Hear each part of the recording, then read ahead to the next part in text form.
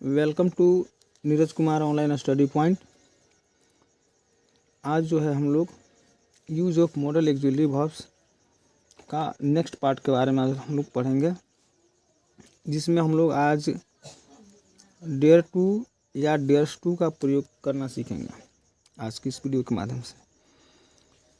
तो ये हम लोगों का जो मॉडल ऑक्सिलरी वर्ब का ये सब लास्ट सीरीज चल रहा है, क्योंकि मॉडल ऑक्सिलरी वर्ब में जितने भी वर्ब्स आते हैं, हेल्पिंग वर्ब्स आते हैं, सबका प्रयोग एक एक करके हम लोगों ने कर लिया है। अभी हम लोगों का लास्ट सीरीज लगभग चल रहा है।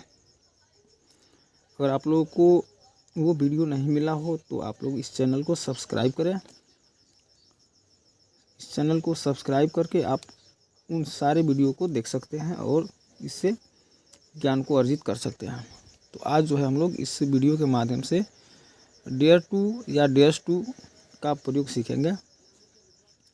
तो सबसे पहले हमको ये देखना है डेयर और डेयर्स का अर्थ क्या होता है। तो इन दोनों का जो अर्थ होता है वो होता है हिम्मत। ओके, तो हिम्मत के अर्थ में जो है हम लोग प्रेजेंट टेंस के साथ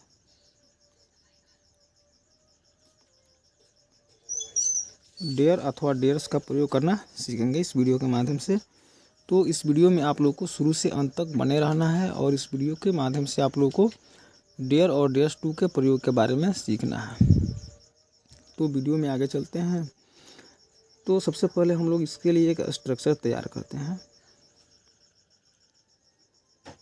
इसका स्ट्रक्चर क्या होता है? सब्जेक्ट प्लस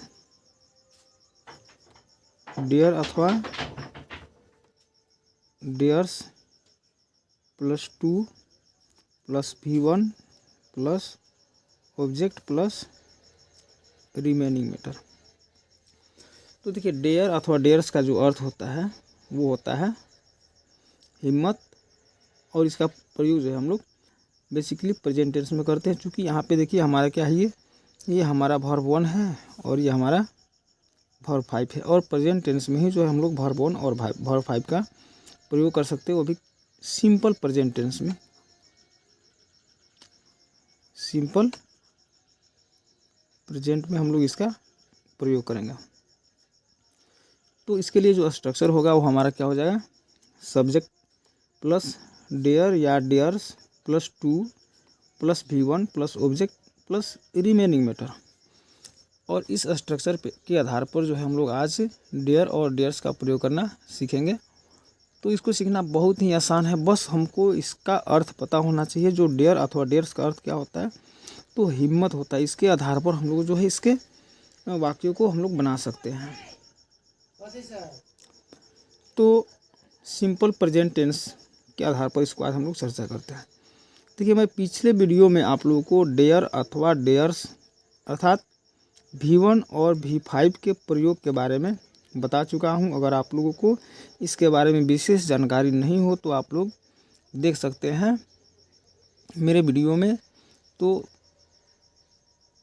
इसके बारे में मैं पहले ही बता चुका हूं। अब हम सीधे चलते हैं एग्जाम्पल की तरफ। ये बहुत ही आसान, बहुत ही छोटा सा टॉपिक है, इसको हम लोग जल्द से जल्द समाप्त करने का प्रयास करेंगे। तो देखिए, यहाँ पे इसके लिए जो एग्जाम्पल लेते हैं, एक एग्जाम्पल लेकर के मैं उसको बनाने का प्रयास कर रहा हूँ, आप लोगों को समझाने का प्रयास कर रहा हूँ। तो देखिए, इसके लिए एक एग्जाम्पल लेते हैं। तो एग्जाम्पल क्या होगा? जैसे उसे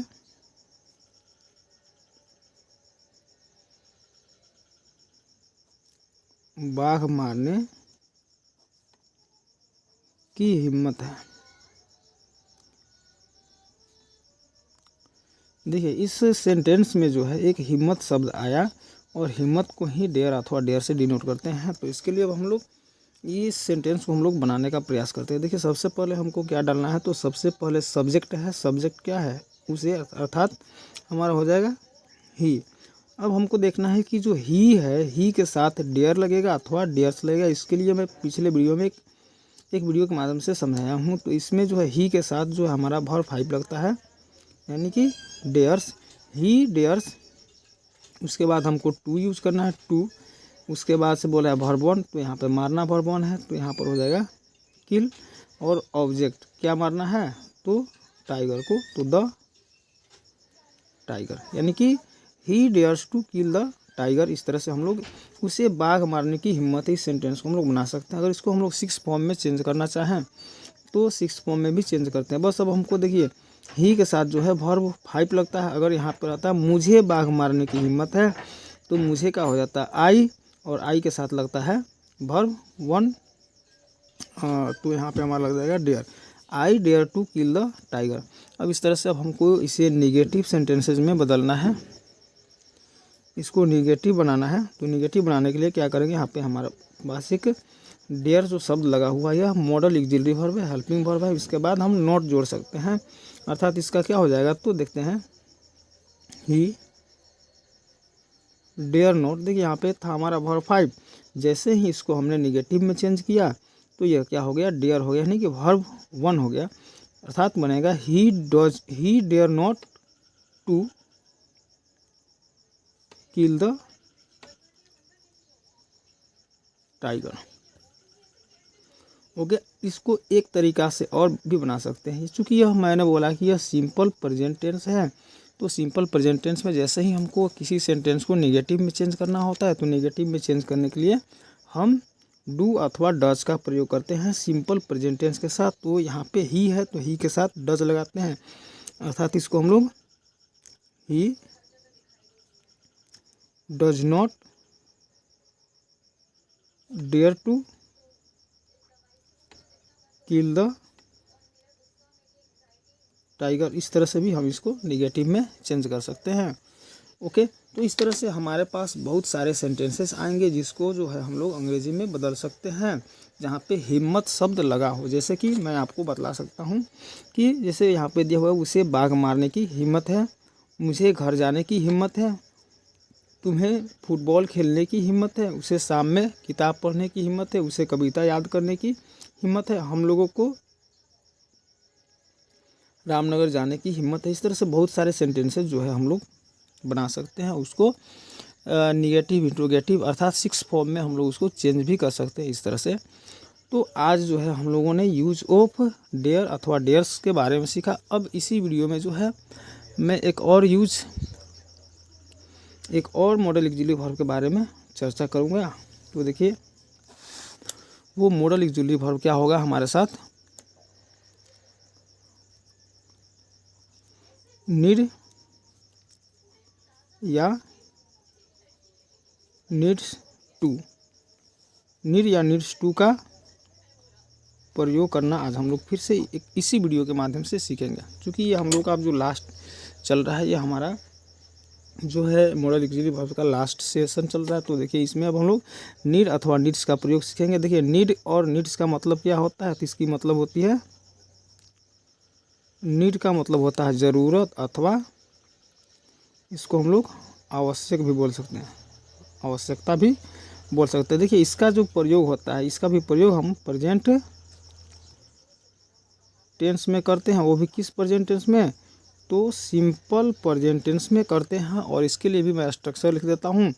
तो स्ट्रक्चर हमारा क्या बनेगा इसमें भी, तो सबसे पहले हमारा सब्जेक्ट होगा, सब्जेक्ट के बाद जो हम नीड या needs plus 2 plus V1 plus object plus remaining matter, ऐसे हम लोग इसको भी इसका भी स्ट्रक्चर तैयार कर सकते हैं। सबसे पहले सब्जेक्ट, उसके बाद नीड अथवा नीड्स। देखिए नीड जो हो गया हमारा वर्ब 1 हो गया, नीड्स हमारा वर्ब 5 हो गया, उसके बाद 2 लगाएंगे, उसके बाद V1 लगाएंगे, उसके बाद ऑब्जेक्ट जोड़ेंगे और लास्टली हम लोग रिमेनिंग मैटर डाल सकते हैं। और इस स्ट्रक्चर के आधार पर जो है आज हम लोग फिर से एक एग्जाम्पल सीखने का प्रयास करेंगे। जैसे यहाँ पे देखिए V1 और V5 के प्रयोग के बारे में मैं बार बार बोल रहा हूँ कि पिछले वीडियो में बना चुका हूँ।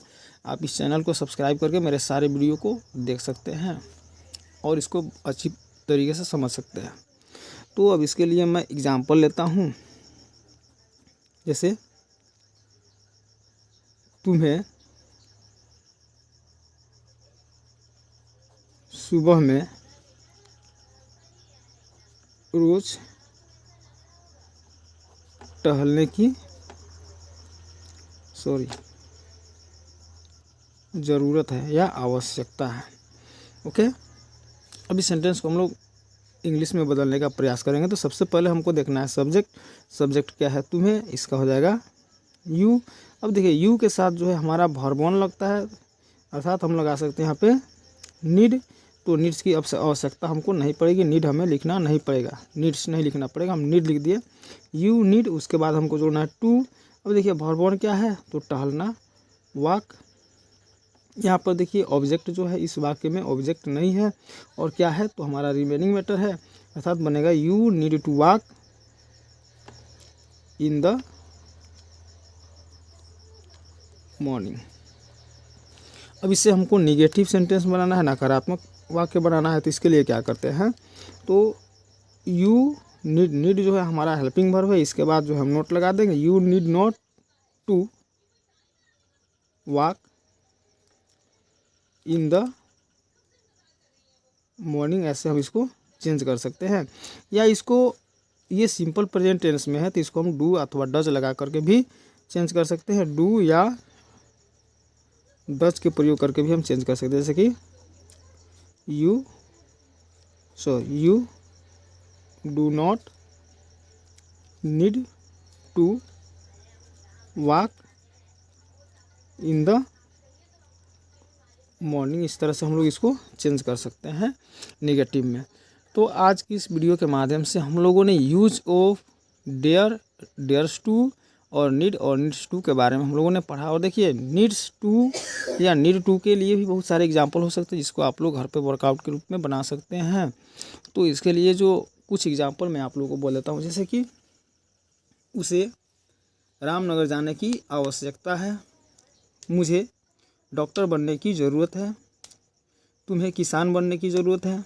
तो जितना भी ज़रूरत शब्द लगा हो किसी वाक्य में, तो वहाँ पे जो है हम लोग, या आवश्यकता शब्द लगा है तो वहाँ पे जो है हम लोग ये नीड अथवा नीड्स का प्रयोग कर सकते हैं। तो इस तरह से इस वीडियो के माध्यम से आज हम लोगों ने नीड, नीड्स टू या डेयर, डेयर्स टू के बारे में पढ़ा। तो इस वीडियो में शुरू से अंत तक बने रहने के लिए आप लोग को बहुत बहुत धन्यवाद।